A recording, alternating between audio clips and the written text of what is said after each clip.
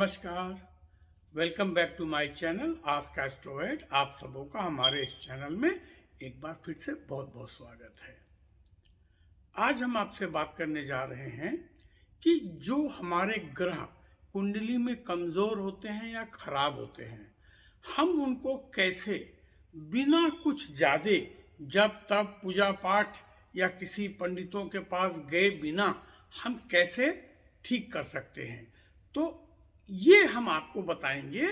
जो हम लोग परफ्यूम लगाते हैं या जो हम अगरबत्ती जलाते हैं या जो हम खुशबुएं इस्तेमाल करते हैं, इनका बहुत बड़ा एक रोल होता है, इनका एक बहुत बड़ा हाथ होता है इन ग्रहों को ठीक करने के लिए। तो हम आपको सिलसिलेवार जो 9 ग्रह हैं तो उनको हम बैठे बिठाए कैसे और फेवरेबल बना सकते हैं, या जो बिगड़े हुए हैं या जो अभी ग्रह गोचर के हिसाब से अभी थोड़ा सा वक्री चल रहे हैं या टेढ़े चल रहे हैं या दुखदाई हैं, उनको हम कैसे ठीक कर सकते हैं। तो हम आपको उसके बारे में आज बताते हैं। देखिए, ग्रहों में सबसे पहला नंबर आता है वो है सूर्य। तो सूर्य जो है वो ग्रहाधिपति भी है, राजा है हमारे सौर मंडल का, वही है। तो सूर्य की उपासना के लिए कोई भी या सूर्य को ठीक करने के लिए, देखिए, अगर सूर्य ठीक होगा तो आपका नेम फेम पोजीशन मान सम्मान ओहदा नौकरी ये सब बढ़िया रहेगी। क्योंकि सूर्य अगर नहीं है तो जीवन नहीं है, तो जीवन का कारक है। इसके लिए तेज सुगंध होती है और मीठी सुगंध होनी चाहिए, जैसे गुलाब का इत्र, गुलाब जल। हालांकि गुलाब का जो इतिहास है वो 500 वर्ष से ज़्यादा पुराना नहीं है। हमारे शास्त्रों में गुलाब का जिक्र कहीं नहीं है, गुलाब का उल्लेख किसी धर्म ग्रंथ में नहीं है। बहुत से पंडित लोग समझाते हैं कि दिवाली पर आप 108 गुलाब चढ़ाइए, वो सिर्फ उसकी महक की वजह से, क्योंकि लक्ष्मी तब आएगी जब आपका सूर्य मजबूत होगा। सूर्य नहीं है, मान सम्मान नहीं है, तो धनवन नहीं आएगा। इसलिए तो गुलाब जो है इस वक्त सर्व सुलभ है। अन्यथा गुलाब की जगह कमल का इत्र अथवा वैजयंती का इत्र, ये दो चीज जो हैं ये बहुत ही मुफीद, बहुत ही प्रभावी मानी जाती हैं। इसके बाद में आता है हमारा चंद्रमा। सूर्य के बाद में चंद्रमा को ठीक करने के लिए आप मोगरा, जो जिसको हम लोग बेला बोलते हैं, रात की रानी मोगरा है, रात की रानी है, चमेली है, इसका तेल अथवा इसका इत्र आप इस्तेमाल कर सकते हैं। इसके बाद में आता है मंगल, और मंगल के लिए आपको जो है लेना चाहिए लाल चंदन का तेल अथवा चंदन का इत्र। ये लाल चंदन का आप टीका भी लगा सकते हैं। तो इससे आपका मंगल जो है मजबूत होगा। और अगर मंगल मजबूत नहीं है तो जीवन में आप कुछ कर नहीं पाएंगे, क्योंकि पराक्रम, साहस और कर्ज का मालिक मंगल है। कर्जे से मुक्ति दिलाने वाला ही मंगल है, तो आपको वो करना चाहिए। उसके बाद में आता है बुध।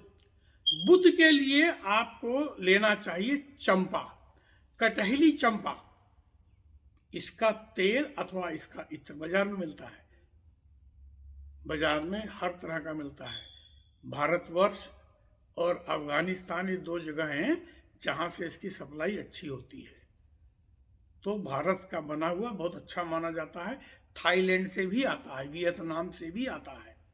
तो वो स्वर्ण चंपा का भी मिलता है और कटहली चंपा का भी मिलता है। ये दोनों इनके लिए बहुत अच्छे हैं। या खस का इत्र, खस का इत्र या खस का तेल, ये बहुत बढ़िया है। इसके बाद में आता है बृहस्पति। अगर कुंडली में बृहस्पति कमजोर है या ग्रह गोचर में आपके बृहस्पति कमजोर है, तो केसर और केवड़ा, केसर का जरा सा लेकर के पानी में घोल के 2 दाने घोल के, कोई बहुत केसर खाली दिमाग में है कि बड़ा महंगा होता है, इतना महंगा भी नहीं है।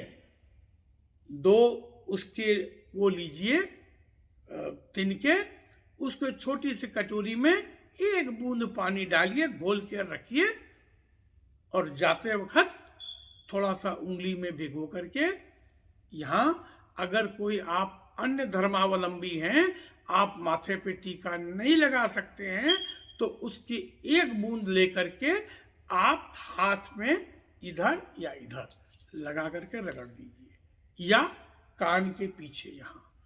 तो इससे कोई धर्म भी नहीं जाएगा, लेकिन फायदा आपको इसका पूरा होगा। तो ये जो है केसर और केवड़ा जल, तो केवड़ा जल जो इतर धर्मावलंबी हैं उनके वहाँ तो हर चीज़ में पड़ता ही है, तो वो भी आप केवड़ा जल या केवड़े का इत्र थोड़ा सा कान पे इधर लगा सकते हैं। और बेस्ट तरीका क्या होता है बृहस्पति के लिए कि थोड़ा सा लेकर के आपने मस्त यहाँ माथे पर लगाना चाहिए। तो ये आप विश्वास मानिए, ये भाग्य को बदल देता है। इसके बाद में आता है शुक्र। शुक्र जो है वो असुरों का गुरु है। जहां बृहस्पति देवताओं का गुरु है, शुक्र असुरों का गुरु है। तो शुक्र के लिए आपको ध्यान रखना है, कभी भी बहुत तेज गंध वाला आप कोई इत्र मत इस्तेमाल करें। ऐसे लोगों को, जो लोग जिनका शुक्र पीड़ित है, पति पत्नी में अनबन है, घर में रुपए पैसे की समस्या है, चीजें ठीक नहीं चल रही हैं, हस्बैंड वाइफ रिलेशनशिप में प्रॉब्लम है, शारीरिक क्षमता में कमी है, सेक्स लाइफ में दिक्कत है, तो ऐसे लोगों को कभी भी तेज महक का इत्र नहीं लगाना चाहिए। जैसे अब आजकल अरमानी का EU आता है, बड़ा तेज महक वाला होता है ना। इनमें कोई न कोई भीनी महक वाला अगर आप तेल लगाएंगे या इत्र लगाएंगे तो बहुत अच्छा रहेगा। सफ़ेद चंदन का तेल या सफ़ेद चंदन का टीका या सफ़ेद चंदन जरा सा घिस करके कानों के पीछे लगाने से इसमें आपको बहुत फायदा मिलेगा। और कपूर का तेल आता है, आप कपूर का भी तेल इस्तेमाल कर सकते हैं थोड़ी मात्रा में, लेकिन ध्यान रखिएगा गुलाब, चमेली, केवड़ा, इसका इस्तेमाल शुक्र जिनमें का कमजोर है उसमें नहीं करना है। इसके बाद में आता है शनि ग्रह। शनि तो जानते ही हैं ऐसे ही टेढ़े होते हैं, लेकिन ये बड़ी जल्दी फायदा देते हैं। शनि बहुत जल्दी फायदा देते हैं और इनका जो दिया हुआ फायदा होता है वो इतना जबरदस्त होता है कि सारे ग्रह मिलके भी उसको आउटशाइन नहीं कर पाते हैं। तो क्या लेना चाहिए आपको? मस्क ऑयल, कस्तूरी का तेल। मस्क ऑयल के बहुत से ब्रांड बाजार में मिलते हैं। जोवान का मस्क ऑयल है, कैपी का मस्क ऑयल है, या भारतवर्ष में कस्तूरी का इत्र है। ये आपको बहुत अच्छा रहेगा। और जिनका शनि गड़बड़ हो, अगर वो संध्या वेला में थोड़ा सा लोबान घर में जलाएं, एक कच्चे कोयले की टिकिया रख लें या नारियल की थोड़ी सी जटा, इतनी सी वो रख करके फूंक के जला दें और जला करके उसके ऊपर में इतना सा लोबान छिड़क दें, जिसको साउथ में सामरानी भी बोलते हैं। लोबान एक्चुअली होता क्या है? ये होता है रेजिन। तो रेजिन जो है वो चीड़ के पेड़ से आता है और इसको फिर इसमें अगर तगर और ये सब मिलाया जाता है तो वो जो लोबान आप हवन में और इसमें आप देखते हैं ये वो काम करता है। तो लोबान जो है आपके लिए ये बहुत अच्छा रहेगा। तो थोड़ा सा लोबान घर में जला दिया। ऐसे भी आप अगर बंगाल में देखेंगे, बिहार में देखेंगे, पूर्वी भारत में देखेंगे, साउथ इंडिया में देखेंगे, तो शाम के समय लोग लोबान जला के सारे कमरों में उसको दिखाते हैं। तो इससे सारी निगेटिविटी बाहर जाती है। तो ये आप शनि के लिए आप ये काम कर सकते हैं। उसके बाद में आता है राहु और केतु। राहु और केतु के लिए उनको घी की सुगंध बहुत प्यारी है, तो थोड़ा सा देसी घी का एक बूंद लेके हथेली पर ऐसे रख करके यूं कर लीजिए सवेरे काम पर निकलने के पहले, बस, और कुछ नहीं करना है।